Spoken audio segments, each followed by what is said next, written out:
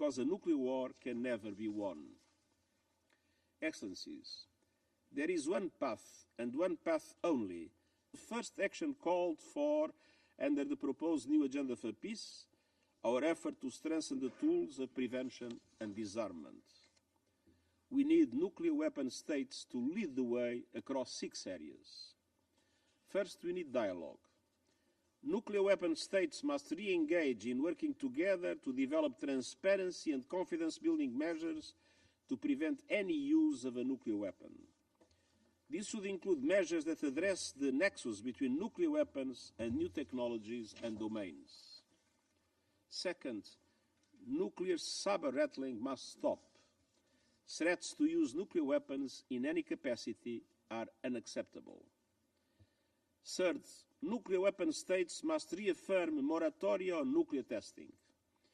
This means pledging to avoid taking any actions that would undermine the comprehensive nuclear test ban treaty, whose entry into force must be a priority.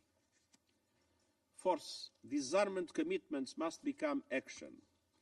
Nuclear weapon states under the Treaty on the Non-Proliferation of Nuclear Weapons must reaffirm their commitment to that treaty and to the commitment they have made as states parties. And they should pledge to hold each other accountable to these commitments. Fifth, we need a joint first-use agreement. Nuclear weapon states must urgently agree that none of them will be the first to use nuclear weapons. As a matter of fact, none should use them in any circumstances. And six, we need reduction in the number of nuclear weapons. This reduction must be led by the holders of the largest nuclear arsenals, the United States and the Russian Federation, who must find a way back to the negotiations table to fully implement the New START Treaty and agree on its successor. Excellences, la responsabilité d'agir s'étend également aux États non dotés d'armes nucléaires. Je les engage vivement non seulement à honorer leurs propres obligations en matière de non-prolifération, mais aussi à contribuer aux efforts visant à rendre le désarmement nucléaire vérifiable et irréversible. Aidez-nous à tenir les États dotés d'armes nucléaires comptables de leurs actes. Aidez-nous à consolider l'architecture mondiale du désarmement, en particulier le traité sur la non-prolifération des armes nucléaires, le traité sur l'interdiction des armes nucléaires. Et apporter votre soutien aux activités de l'Agence internationale de l'énergie atomique, ainsi à l'action que nous menons pour donner un second souffle à la conférence de désarmement. Ces dernières années, la conférence est devenue synonyme d'impasse diplomatique et de méthodes de travail dépassées. C'est honteux. Lorsque j'ai pris la parole devant les membres de la conférence le mois dernier, j'ai demandé qu'un nouveau processus intergouvernemental relevant de l'Assemblée générale soit mis en place afin de réformer les organes de désarmement, y compris la conférence. Nous espérons que cela permettrait enfin de convoquer une 4e session extraordinaire de l'Assemblée générale consacrée au désarmement. Le sommet pour l'avenir de septembre et le pacte qui en résultera offrira à la communauté internationale une coopération majeure de se mobiliser autour des réformes concrètes de l'architecture mondiale de désarmement ainsi que les organes et institutions qui en sont les garants. Excellences, le Conseil de sécurité a la possibilité de poser des jalons décisifs dans tous les domaines, de voir au-delà des divisions d'aujourd'hui et d'affirmer clairement qu'il est inacceptable de vivre sous la menace existentielle des armes nucléaires, de reconnaître que ce n'est qu'en travaillant main dans la main que nous pouvons éradiquer le risque de l'Holocauste nucléaire et d'ouvrir la voie vers un monde débarrassé de ces instruments d'anéantissement. Il est temps et je vous remercie.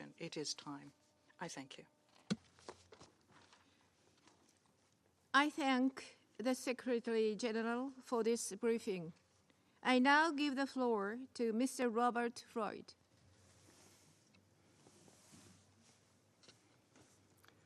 President, Your Excellency, Foreign Minister Kamikawa, Secretary General Guterres, distinguished Council members, It's a pleasure to engage again with the Security Council in this chamber where the world's most challenging issues are deliberated.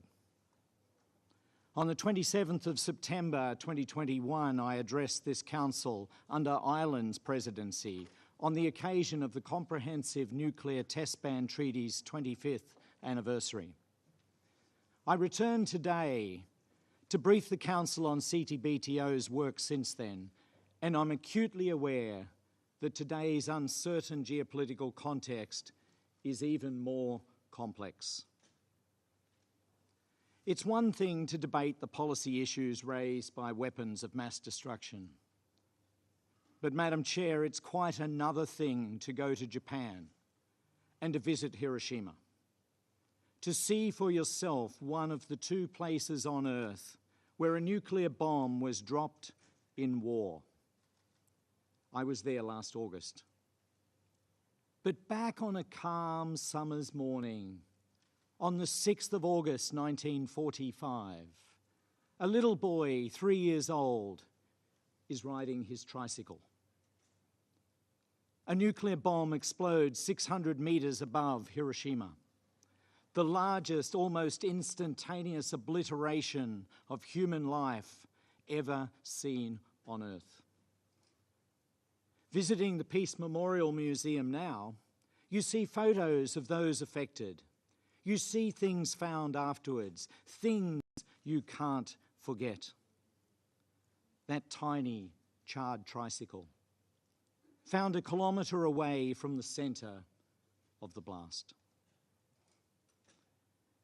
Between 1945 and 1996, when the CTBT was opened for signature, over 2,000 nuclear tests were conducted. Most of them far bigger than the bomb that devastated Hiroshima. That bomb had a blast equivalent of 15,000 tons of TNT. But the largest bomb ever tested, imagine a huge pile, a huge cube of TNT, 50 million tons. That would be a cube 300 meters wide, 300 meters deep, and 300 meters tall, about the height of the Chrysler Building. 50 million tons of TNT. All that power to destroy. Before 1996, 2,000 tests. Since 1996 and the opening for signature of the CTBT, fewer than 12 tests. So what changed? The world decided enough was enough. The CTBT was agreed in 1996, a transformation for the better. But why such a success? Above all, because the treaty is fair and transparent. The treaty prescribes a global network of 337 monitoring facilities. They'll detect any significant explosion anywhere on Earth almost immediately. They monitor seismic activity, sound waves in the oceans, sound waves in the atmosphere, radioactive particles in the air. Their data streams to the CTBTO in Vienna around the clock. That data isn't secret. It's available to all CTBT state signatories, including all of the current Security Council members. And the network is growing. Since my last briefing to the Council, we've certified 4 more stations. That brings the total number of facilities to 306. 2 major national networks have been completed. Both Argentina and the Russian Federation now have established all required facilities within their territory, including stations in some of the world's most extreme environments. We're closing in on our target. But that's not all. Since I last briefed the Council, CTBTO's National Data Centres for All initiative was established, and we've had an excellent response. We're working with more and more states to set up their own national data centres so they can access all of the CTBTO data. It's obvious this fair, transparent treaty is a success that everyone can understand. That's why support for the treaty grows and grows. In 2021, I told you that 185 states had signed the treaty. Now, 187 states have signed the treaty. In 2021, I told you that 170 states had ratified the treaty.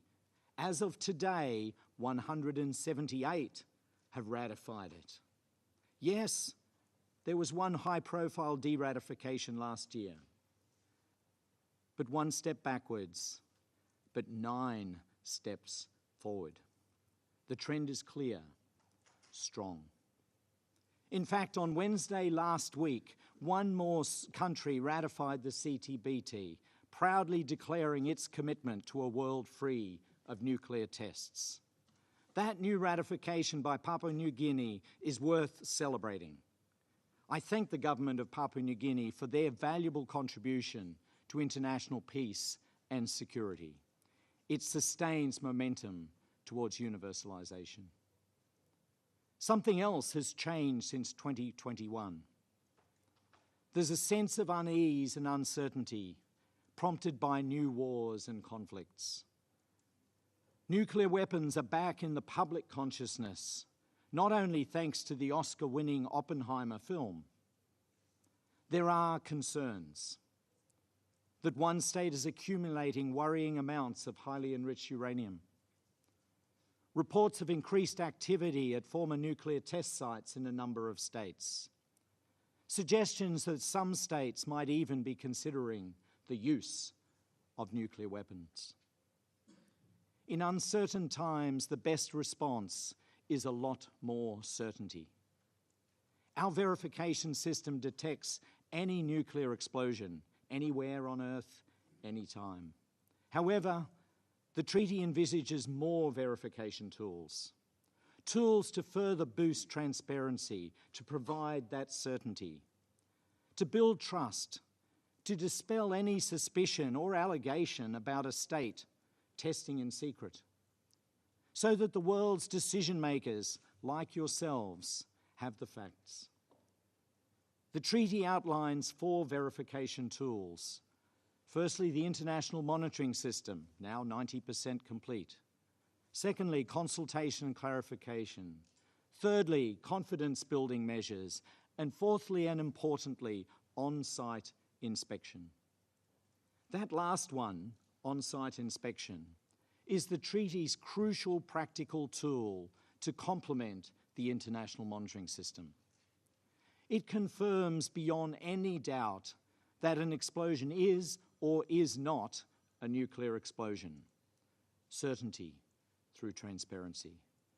But until the treaty enters into force, we can't get that certainty through transparency.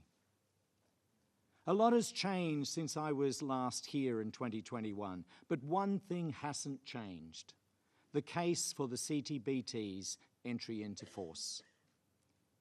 What if we here today agree that the world needs more certainty and trust, so that we would never again see a nuclear weapons indiscriminate destruction?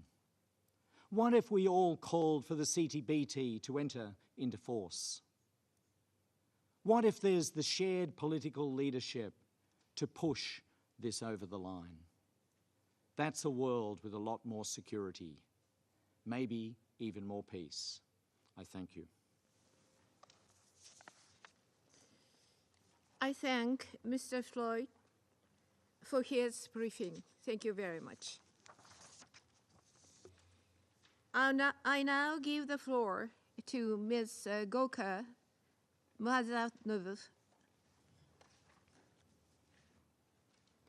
Thank you. Madam President, Secretary General Guterres, ministers, Executive Secretary Floyd, distinguished members of the Council.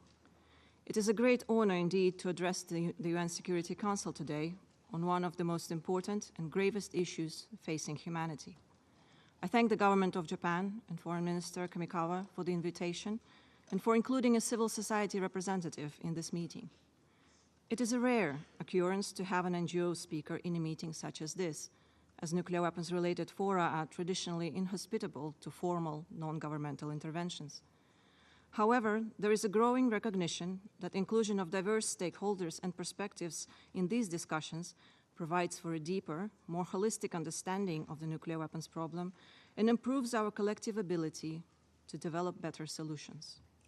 Improving gender diversity in particular is also in line with the Member States' commitments under the Women in Peace and Security resolutions. Beyond the improved numbers on women's participation, application of gender lens and feminist perspectives can help break the traditional conceptions of power and security associated with nuclear weapons and promote a more human-centered approach. I urge all Member States to actively facilitate inclusivity in multilateral fora, including the review process of the Treaty on the Non-Proliferation of Nuclear Weapons. Excellencies, as Council members, you receive briefings on many issues, difficult, gruesome, heartbreaking. You hear about wars and human rights violations, terrorist acts and genocide, arms trafficking and proliferation threats. But the briefing the Council has not received and must never receive is one on the effects and consequences of a new use of nuclear weapons. A briefing that could tell of tens of thousands or more killed in the blasts, hundreds of thousands suffering and dying from radiation sickness, burns, and other injuries, millions displaced, and many, many more put at risk of starvation due to the medium and long-term effect on climate, agricultural production, and food markets around the world. This scenario seems unthinkable, and yet today, the risk of nuclear weapon use is higher than it has been in decades. As the norm against the use, the nuclear taboo, is undermined by reckless rhetoric and threats, especially those issued in the context of an active military conflict. The NPT, the foundational instrument of the non-proliferation and disarmament regime, is under tremendous pressure. Nuclear and non-nuclear weapon states are divided over the lack of implementation of nuclear disarmament commitments, while modernization, and in some cases numerical growth of arsenals, sends a message of long-term reliance on nuclear weapons. The majority of UN member states have rejected nuclear weapons by joining the NPT and nuclear weapon-free zones, and more recently by concluding the Treaty on the Prohibition of Nuclear Weapons. But we are now witnessing a recommitment to nuclear weapons, an increase in the value attached to them that challenges the norm against their pursuit and acquisition and contributes to proliferation pressures. Furthermore, the divisions among the nuclear weapon states are such that the actors whose cooperation is key to achieving outcomes and advancing the goals of the NPT are effectively not talking to each other. Throughout the Cold War, the opposing superpowers were able to agree on the importance of non-proliferation and engagement on arms control and work together to secure the NPT.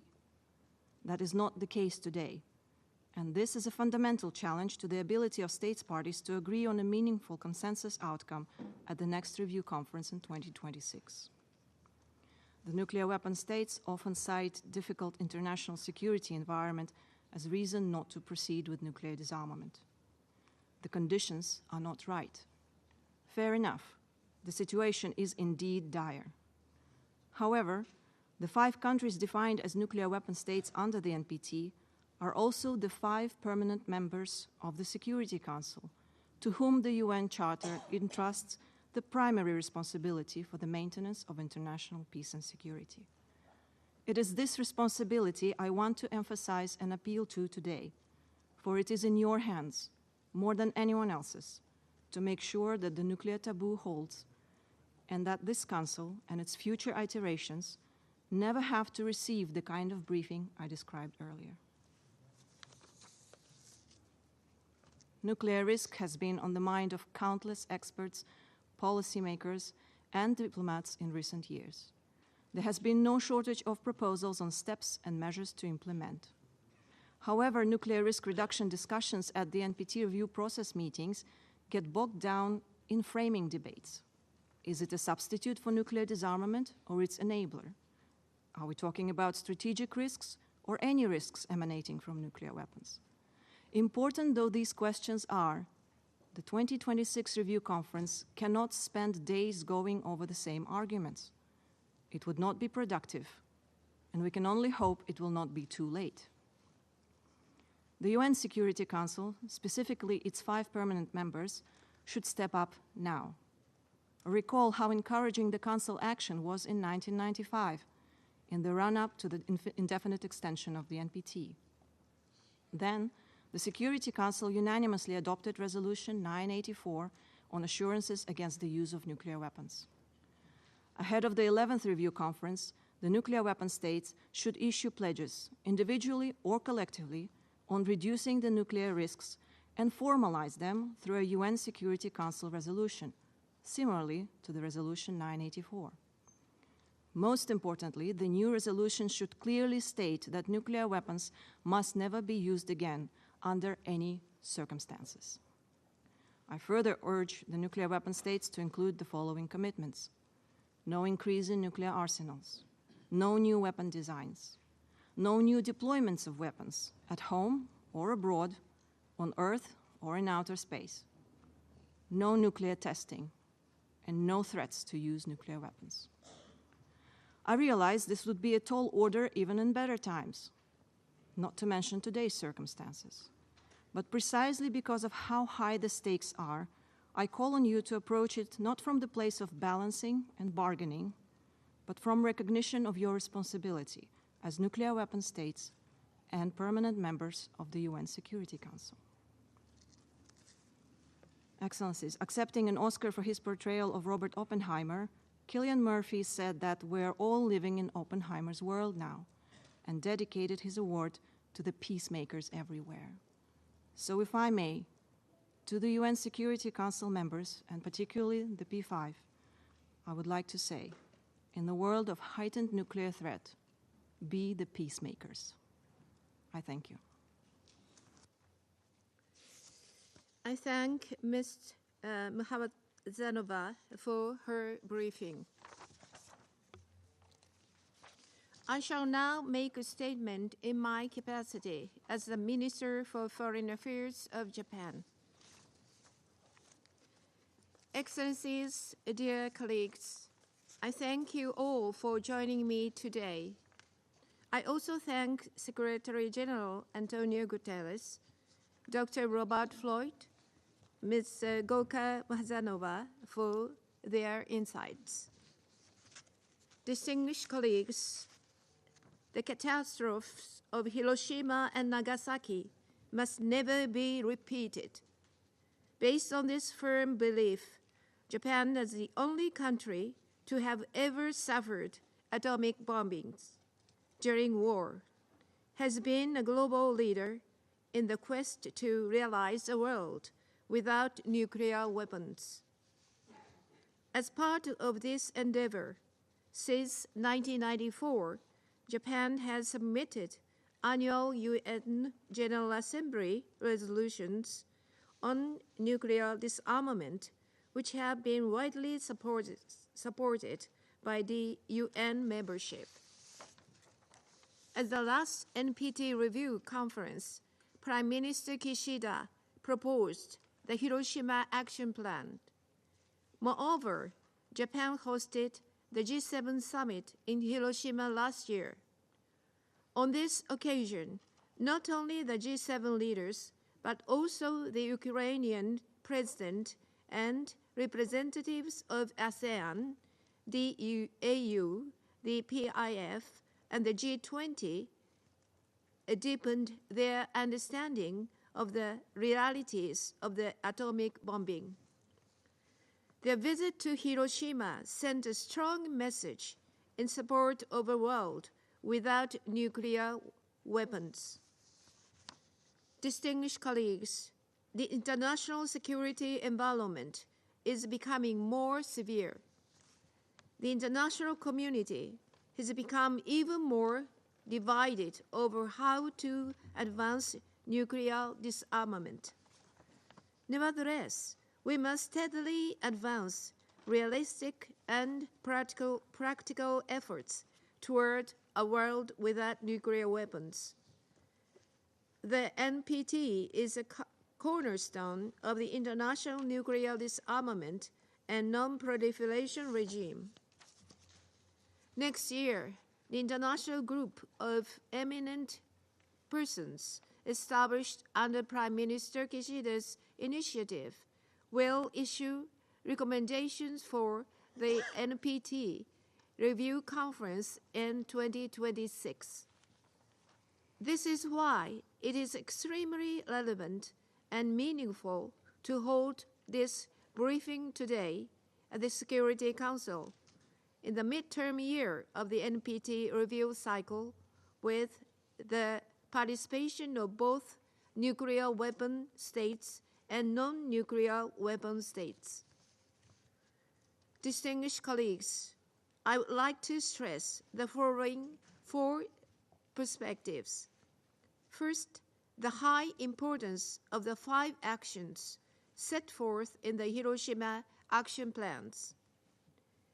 These are: 1 is a shared recognition on the importance of continuing the record of non-use of nuclear weapons.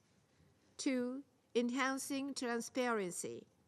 3, maintaining the decreasing trend of the global nuclear stockpile.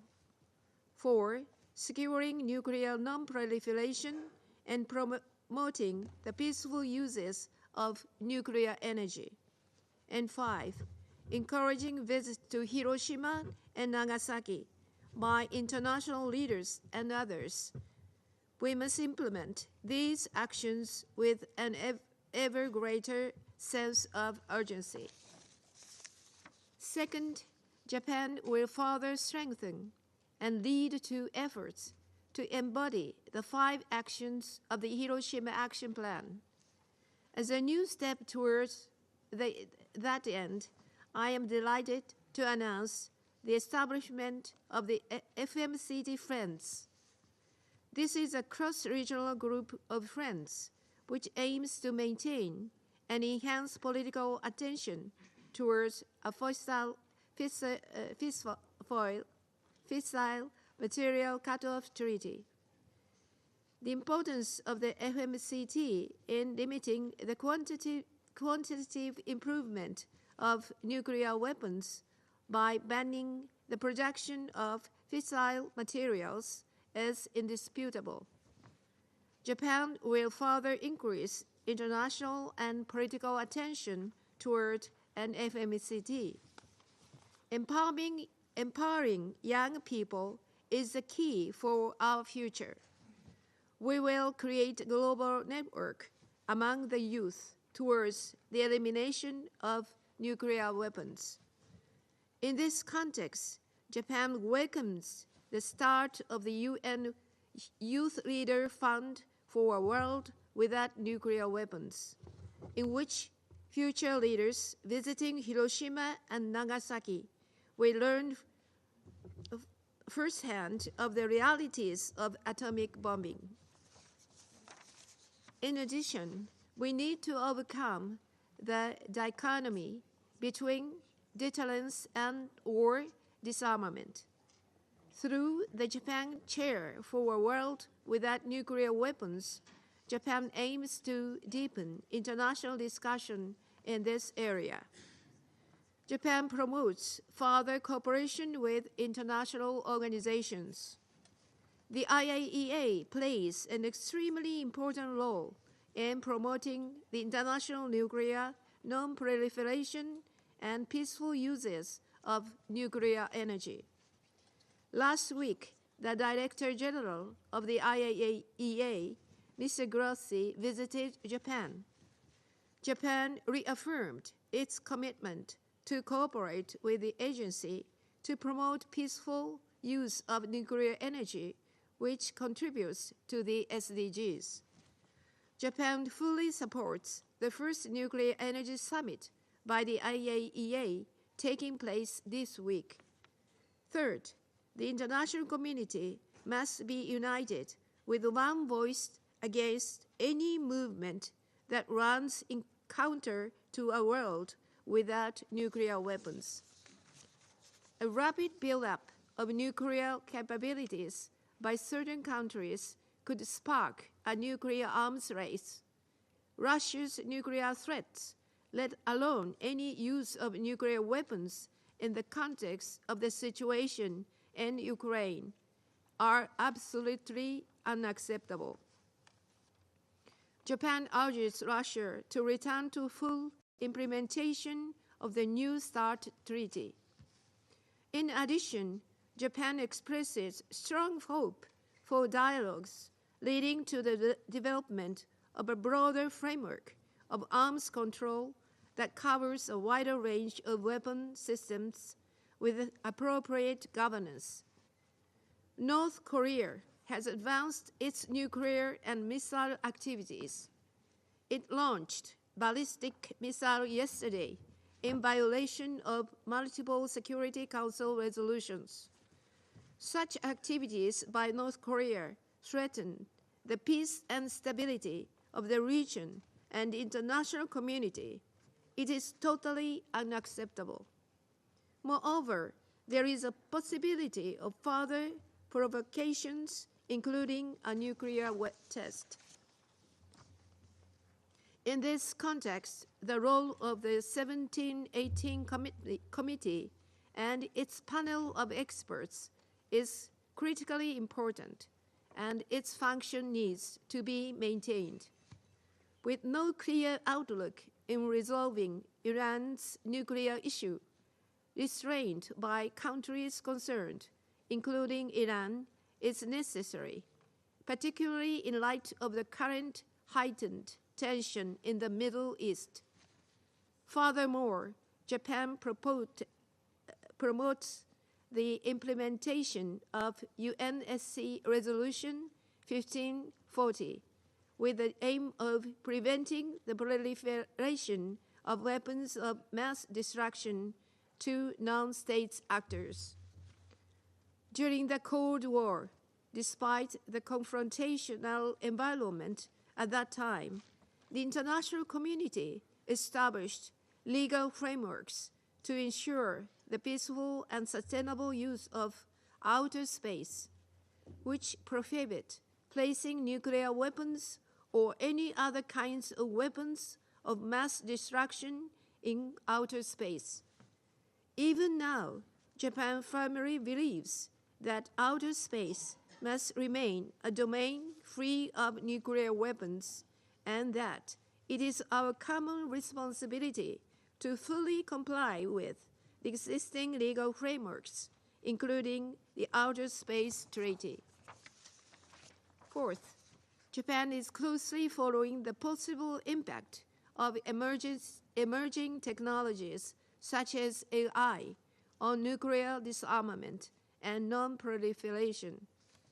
In this context, Japan welcomes the commitment to maintain human control and involvement made by the US, UK, and France during the last NPT review conference. Japan strongly calls for other nuclear weapon states to follow this commitment. I stress also the importance of the WPS perspective. We will continue to emphasize the importance of gender perspectives being taken into account in the decision-making process, as Japan has called for in its annual GA resolutions on nuclear disarmament. Distinguished colleagues, I look forward to a vibrant discussion to share ideas and proposals to accelerate concrete actions toward the next NPT review conference. I thank you.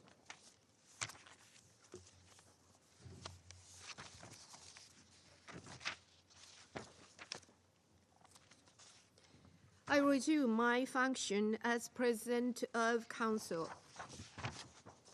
I give the floor to Her Excellency Ms. Veronica Nathaniel Macomo de Liovo, Minister of Foreign Affairs of Cooperation of Mozambique. Thank you, Madam President, for giving me the floor. I will speak in Portuguese. Madam President, Mr. Secretary General of the United Nations, Excellencies, ladies and gentlemen, we are pleased to begin our intervention by commending Japan for the initiative of convening this important event that aims to debate a subject that is currently front and center in issues related to global peace, security, and stability. Allow me to convey to this Council the warm greetings of His Excellency Felipe Jacinto Nyusi, President of the Republic of Mozambique. We express our deep gratitude to the President of this session, my sister, Her Excellency Yoko Kamikawa, Minister of Foreign Affairs of Japan, for the honorable invitation addressed to Mozambique to participate in this ministerial event. We express our sincere recognition to His Excellency Antonio Guterres, as Secretary General of the United Nations, for the vision, leadership, and courage with which he has led our organization, particularly with regard to the international peace and security agenda.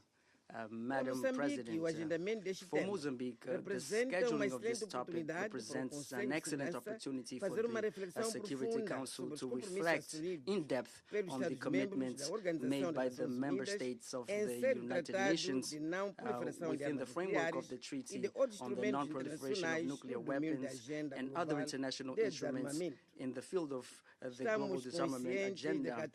We are aware that we are going through a challenging international situation due to the occurrence of complex situations with a direct impact on the architecture of international peace and security.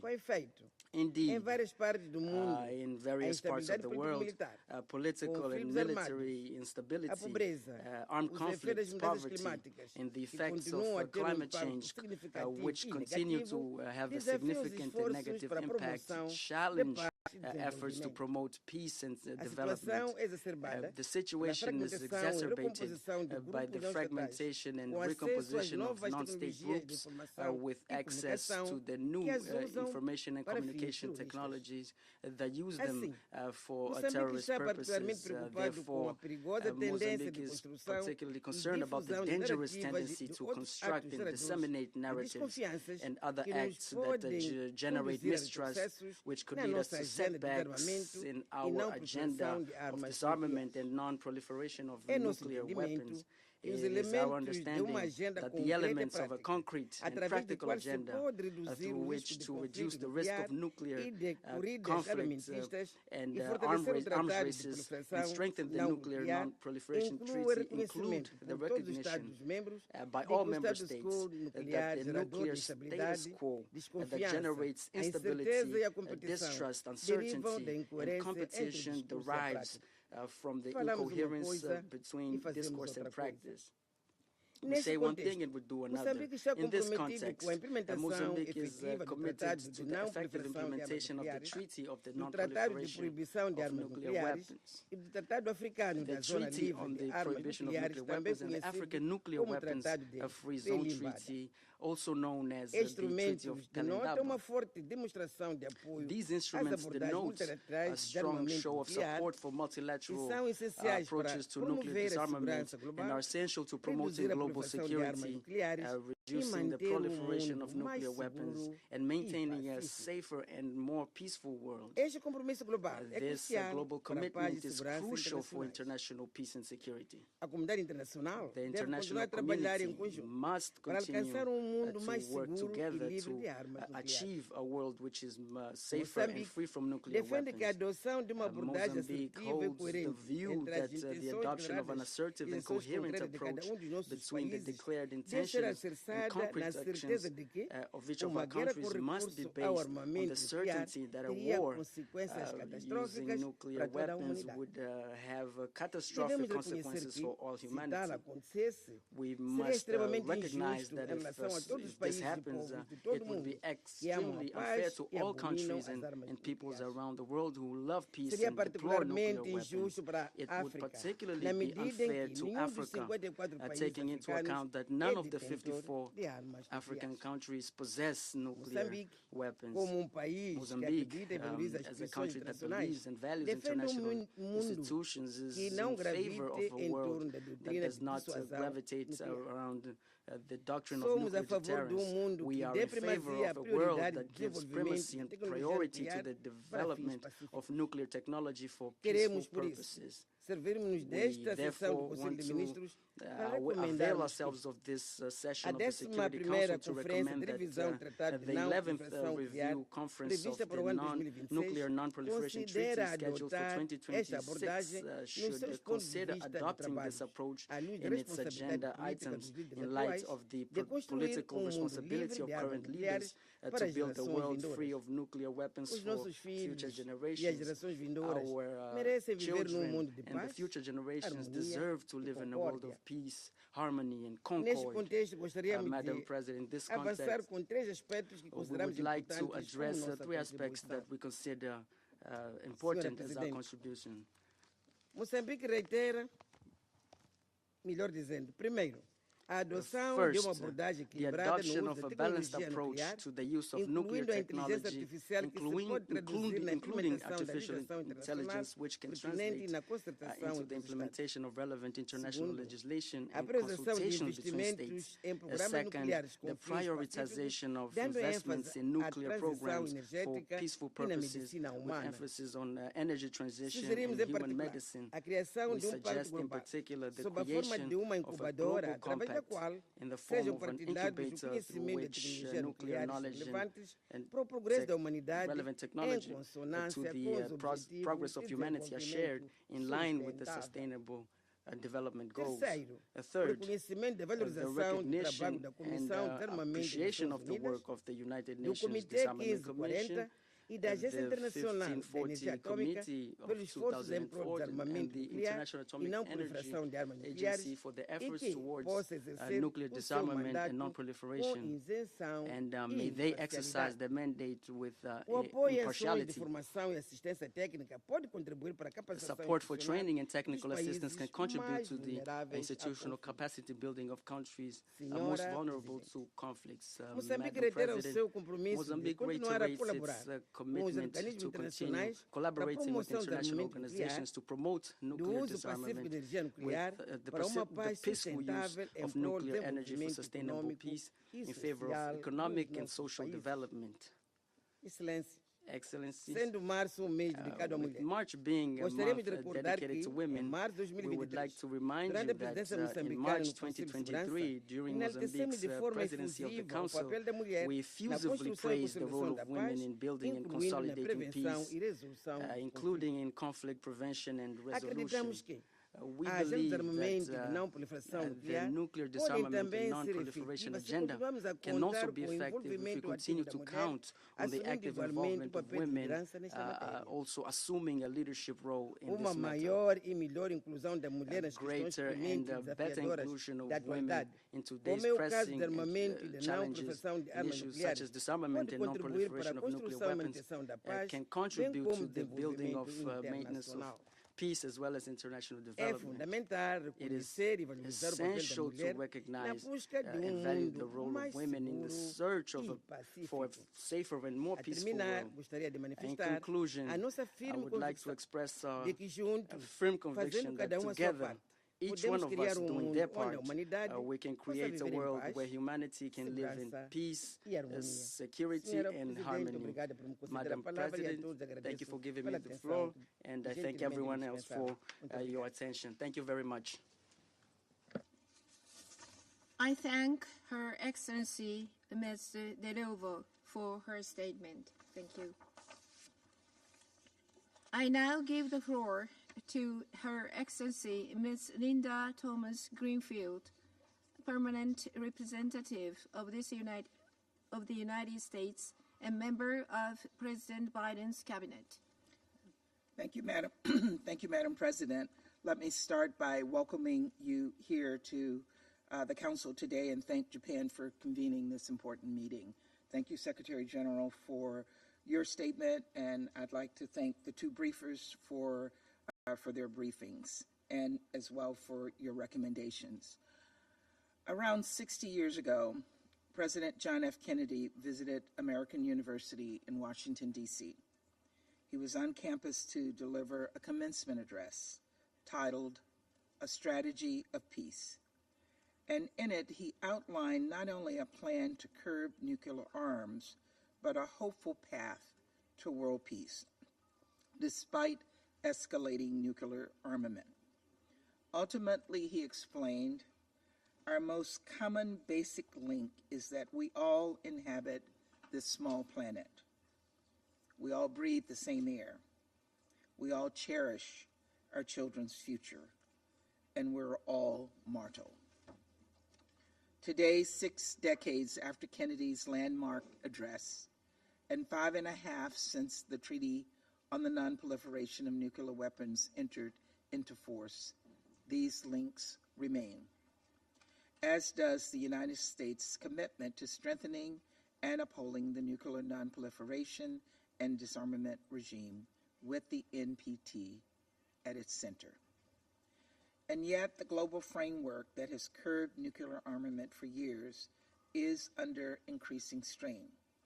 Iran has continued expanding segments of its nuclear program without any credible civilian justification, and for over 5 years has failed to cooperate with the IAEA.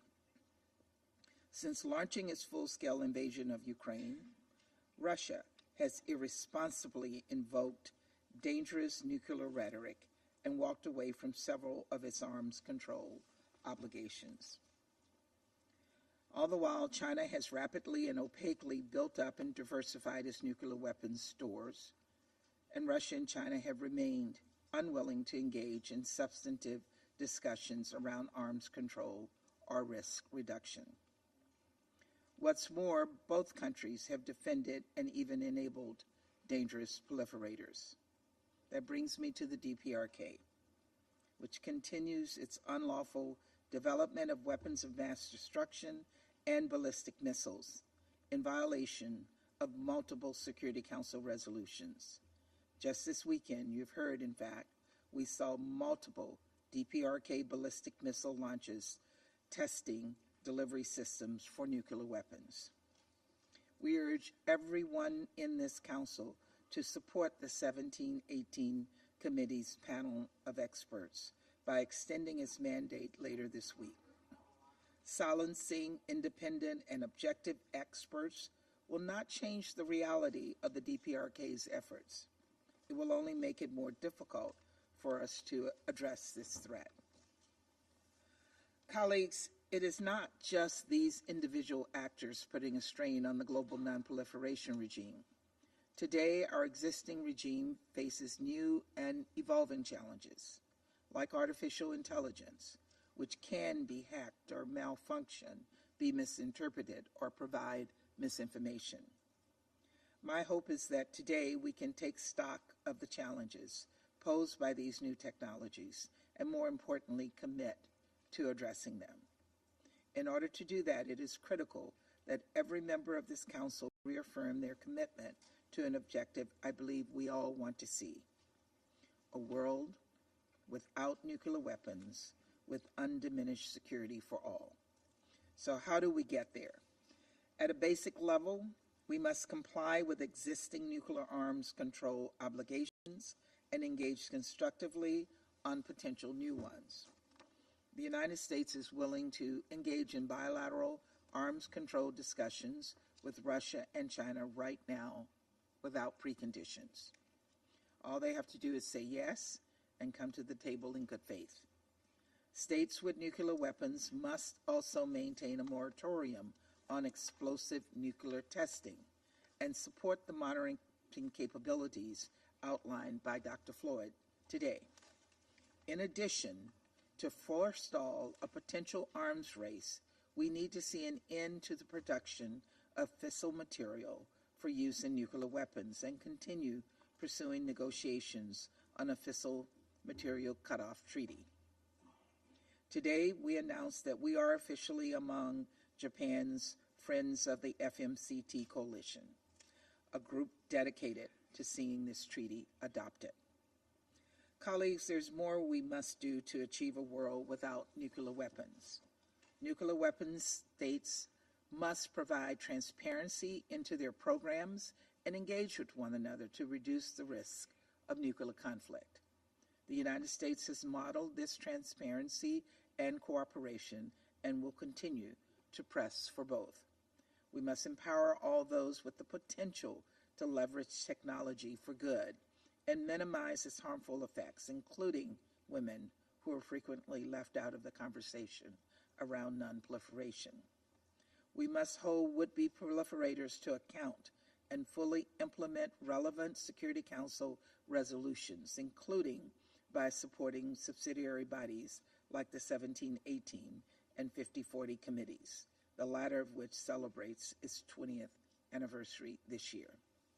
We must identify and implement measures around new technologies like those outlined in the U.S. proposed political declaration on the responsible military use of AI and autonomy, which already has over 50 co-sponsors.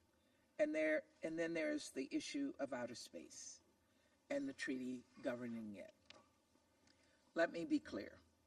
Any placement of nuclear weapons into orbit around the Earth would be unprecedented, dangerous, and unacceptable.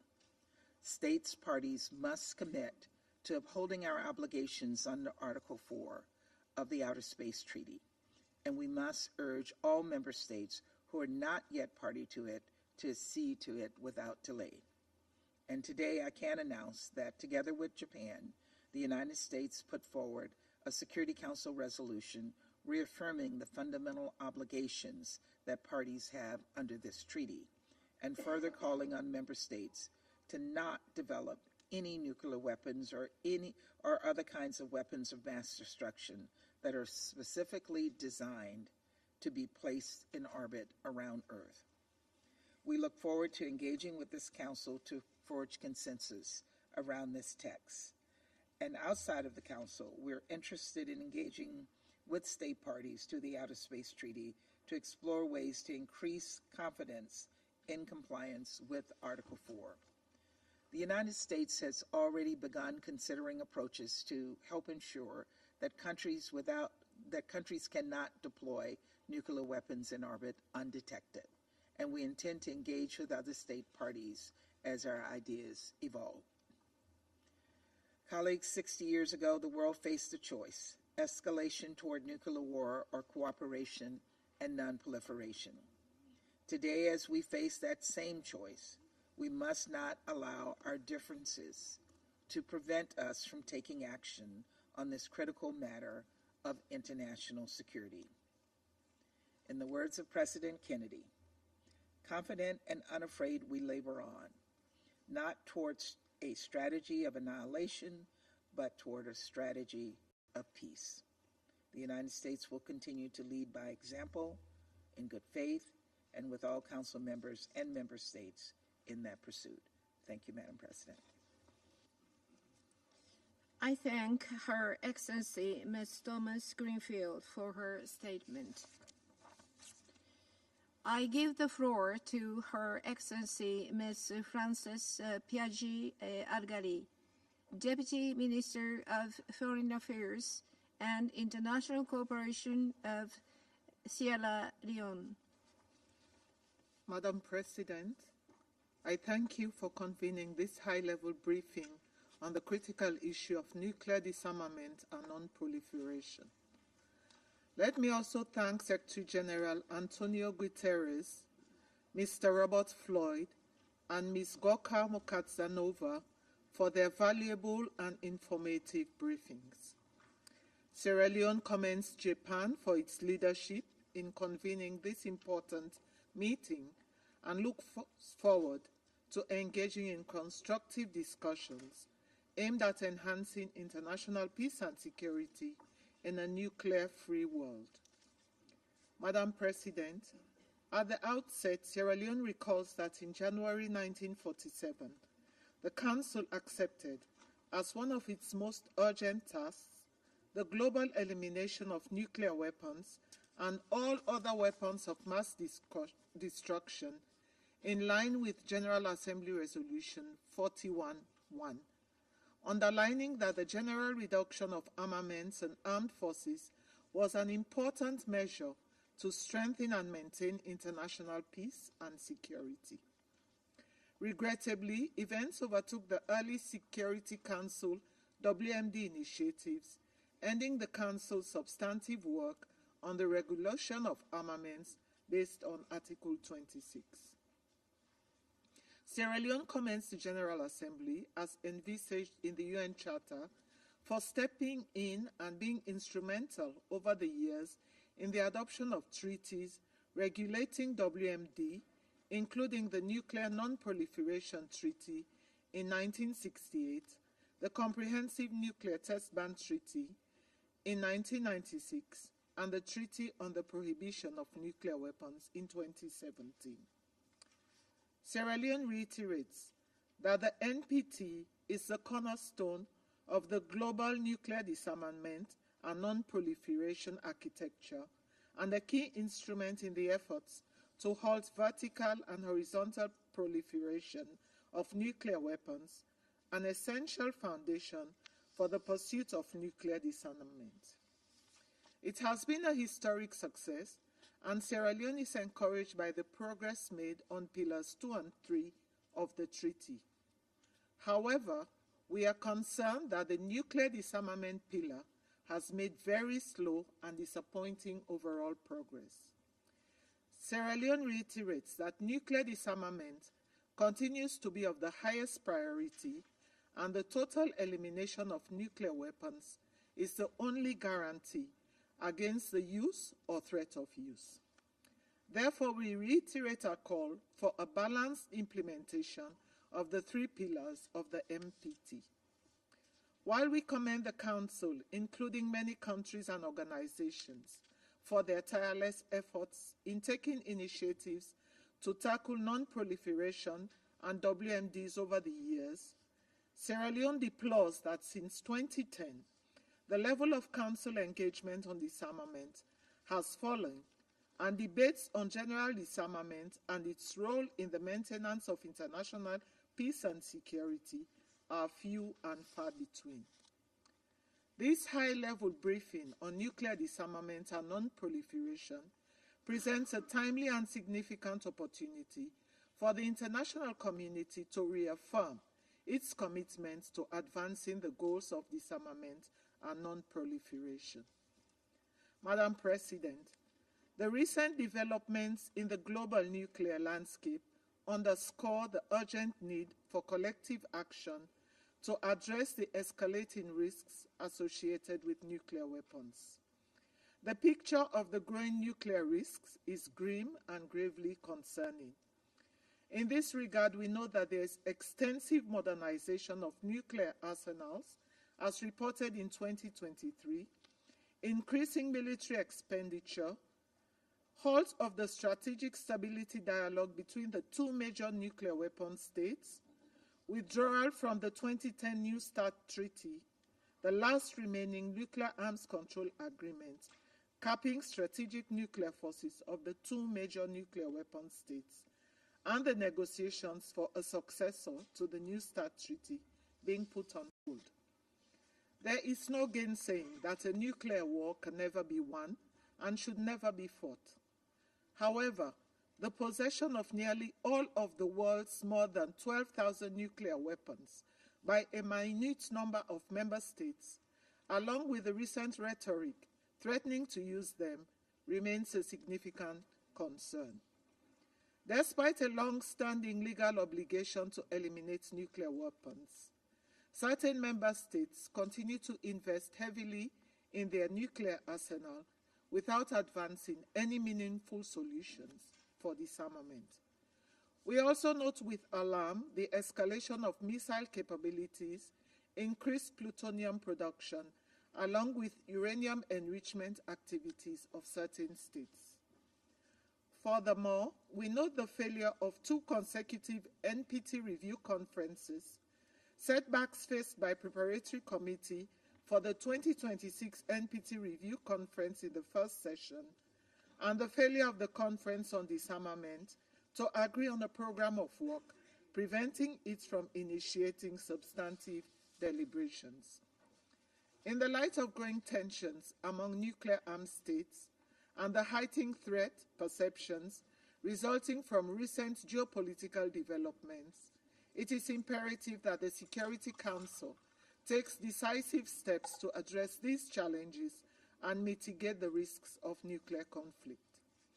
Madam President, while some nuclear weapon states would argue that with the current prevailing circumstances, the security environment is not conducive for nuclear disarmament or the total elimination of nuclear weapons, Sierra Leone, as a non-nuclear weapon state, advanced that it is for the very same reason of global security tensions, threat of use, and the possibility of miscalculations that nuclear disarmament must remain the highest priority and must begin now. The continued possession of nuclear weapons and the endorsement of nuclear deterrence perpetuate instability and insecurity for all nations. Instead of preventing their usage, nuclear deterrence policies have enabled conflict and heightened the risk of nuclear weapons use. The specter of nuclear catastrophe looms over major conflicts in the region, such as Ukraine, the Middle East, and the Korean Peninsula. The only effective way to prevent the use or threat of use of nuclear weapons is through their total elimination. This necessitates rejecting the dangerous theories of nuclear deterrence. Sierra Leone calls on all nuclear weapon states to engage bilaterally and multilaterally to make nuclear disarmament a reality and to unequivocally commit to transparent, complete, verifiable, irreversible, and non-discriminatory nuclear disarmament. In this context, Sierra Leone welcomes the entry into force of the landmark treaty on the prohibition of nuclear weapons on 22nd January 2022. Sierra Leone is encouraged by the steady progress of the TPNW. To date, 93 states have signed the TPNW, including Sierra Leone, and 70 have ratified or acceded to it. The meetings of state parties to the TPNW, including the most recent one in November 2023, have advanced an ambitious action plan towards the total elimination of nuclear weapons.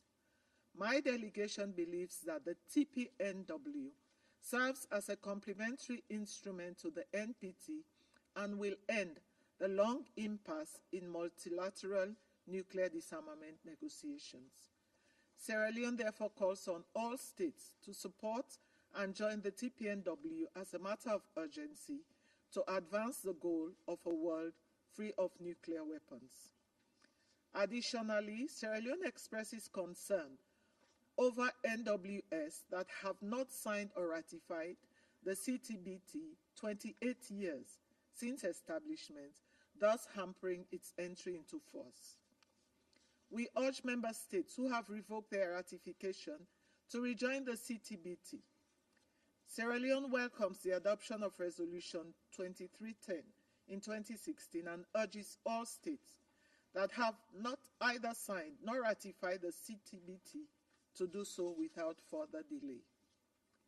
Sierra Leone recommends that the Security Council considers issuing a presidential statement or resolution that outlines concrete confidence-building measures to reduce the threat of nuclear war and delineate strategies for advancing nuclear disarmament and non-proliferation. Such a council product could serve as a catalyst for renewed international efforts to promote disarmament and enhance global security. Furthermore, Sierra Leone recommends the Security Council task the Secretary General with preparing a comprehensive report that offers actionable recommendations on how the Council, the General Assembly, and other relevant UN bodies can collaborate more effectively to address the complex challenges of nuclear non-proliferation and disarmament. Enhanced cooperation and coordination within the UN system is essential for advancing the shared goal of a world free of nuclear weapons. Sierra Leone also underscores the importance of promoting the equal, full, and effective participation of women in all decision-making processes related to the disarmament as recommended by the Secretary General in his report, Securing Our Common Future, an Agenda for Disarmament. Women play a crucial role in advancing peace and security, and their inclusion in disarmament efforts is essential for achieving sustainable progress in this critical area. In conclusion, Madam President, Sierra Leone reaffirms its unwavering commitment to the principles of disarmament, non-proliferation, and international peace and security. We recognize the paramount importance of concerted global efforts to address the challenges posed by nuclear weapons and other weapons of mass destruction, and stand ready to engage constructively with all member states to advance our collective efforts towards a safer and more secure world for present and future generations. I thank you. I thank Her Excellency Ms. Adgali for her statement. I now give the floor to the representative of the Republic of Korea. Thank you, Madam President, for arranging this important meeting. I would also like to express my gratitude to Secretary General Antonio Guterres, Executive Secretary Dr. Floyd, and Director Bukachanova for their briefings. Throughout the human history, the evolution of foundational technology has had only one direction. It spreads far and wide. From wheels to the printing press, combustion engines, and electricity, such technology became cheaper and more available. Such proliferations of technology applied to weapons as well. Whether it was bows and arrows or gunpowder, weapons technologies in time disseminated all over the world and then were used. However, one technology bucks the trend. That is nuclear weapons. Witnessing their deadly and devastating impacts in Hiroshima and Nagasaki, the international community has managed to contain the use and proliferation of nuclear weapons. Such a colossal feat is not an accidental achievement, but the result of extraordinary and commendable multilateral efforts by the international community. Pledges from both nuclear weapon states and non-nuclear weapon states for nuclear disarmament and non-proliferation have spared us from nuclear apocalypse. The culmination of these efforts is a treaty on the non-proliferation of nuclear weapons. While the NPT serves as the cornerstone of the non-proliferation regime, other key norms and initiatives, such as the CTBT and FMCT, are also crucial for nuclear disarmament and non-proliferation. Madam President, regrettably, however, the current state of affairs indicates that this hard-fought and hard-won architecture is now being challenged more than ever before. First, the threat of the use of nuclear weapons has become an unprecedented concern to the international community. We hear precarious and irresponsible nuclear rhetoric amid Russia's war of aggression on Ukraine. Russia's tactical nuclear weapons are now deployed in Belarus, and its CTBT ratification was withdrawn. The New START is suspended. And in another part of the world, rapid and opaque nuclear buildup under the guise of modernization is being reported, while genuine dialogue for disarmament is turned away. All of these developments have decreased the level of confidence on the nuclear weapon states' commitment to disarmament. Second, the prospect of non-proliferation is no less bleak. Indeed, the DPRK, the world's preeminent proliferator, continues to blatantly violate multiple Security Council resolutions and develop its nuclear and missile programs.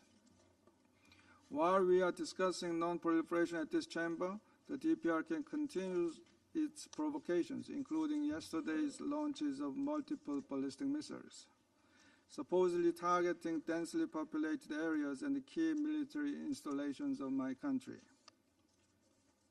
The DPRK vows to launch 3 more military reconnaissance satellites this year using ballistic missile technology, and provides ballistic missiles to Russia in violation of the Security Council resolutions. Pyongyang now has markedly low threshold for using nuclear weapons. Its aggressive nuclear policy even allows for preemptive strikes against the Republic of Korea, which Kim Jong-un declared as a principal foreign enemy state. And we should be concerned about the IAEA's conclusion that it has lost continuity of knowledge on parts of Iran's ongoing nuclear activities. Third, rapid advancement of emerging technologies such as artificial intelligence may add to the existing challenges to the global non-proliferation regime. As the ultimate enabler, AI has the potential to transform all aspects of military affairs. If the governance to ensure responsible use of AI lags behind, the world will be left with more vulnerability, including the potential risk of accidental or unauthorized use of nuclear weapons. Furthermore, new domains such as outer space and cyberspace have introduced new complexities. Placement of nuclear weapons in outer space or illicit activities in cyberspace to gain technology or finance WMDs can undermine the global disarmament and non-proliferation architecture. Madam President, against this backdrop, the Security Council should stand at the very forefront of addressing these complex yet monumental challenges. First, the Security Council should enforce vital global norms. Through its resolutions and sanctions regimes, the Council must respond to violations of non-proliferation obligations. It should ensure that all sanctions resolutions, which are legally binding on all UN member states, are fully implemented. As a legal maxim goes, impunity always leads to greater violations. The Security Council should also make the best use of its own tools to ensure full implementation of Security Council resolutions, including the subsidiary organs such as 1718 Sanctions Committee and the panel of experts on DPRK. Just as the Security Council took initiative to respond to the threat from linkage between non-state actors and WMDs with Resolution 1540 20 years ago, the Security Council should take more interest in leading a dialogue and deliberations on the new trends and the crucial new topics of nuclear disarmament and non-proliferation, in particular concerning AI, cyberspace, and outer space. The Republic of Korea will strive to bring in fresh air in this regard. Third, in doing all these, the Security Council should lead by example. This Council is entrusted with the primary responsibility for the maintenance of international peace and security. And if we are able to act on behalf of all member states to carry out our duties, there should be no place for inaction or self-contradictory measures.